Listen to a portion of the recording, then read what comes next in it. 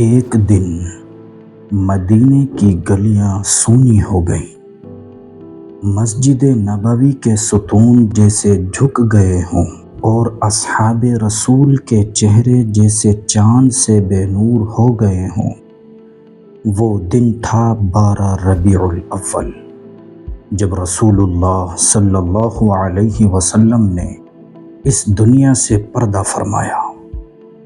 حضرت عمر رضی اللہ عنہ کی زبان پر صرف ایک جملہ تھا، جو کہے محمد صلی اللہ علیہ وسلم وفات پا گئے، میں اس کا سر قلم کر دوں گا۔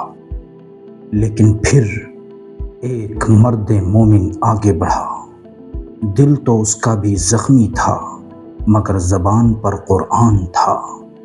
وہ تھے حضرت ابو بکر صدیق رضی اللہ تعالی عنہ، جنہوں نے بلند آواز سے وہ آیت پڑھی جو سورہ آل عمران کی آیت نمبر 144 ہے۔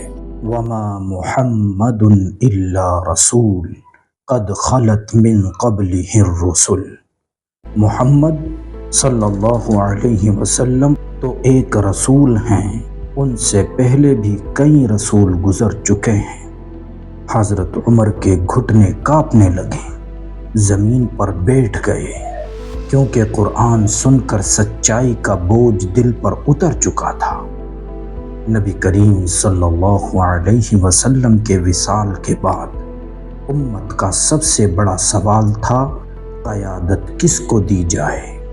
صحابہ کرام جمع ہوئے اور سب کی نگاہ ایک ہی ہستی پر جا ٹھہری، الصدیق الاکبر ابو بکر بن ابی قحافہ رضی اللہ تعالی عنہ۔ آپ کے فضائل خود رسول اللہ صلی اللہ علیہ وسلم نے بیان فرمائے۔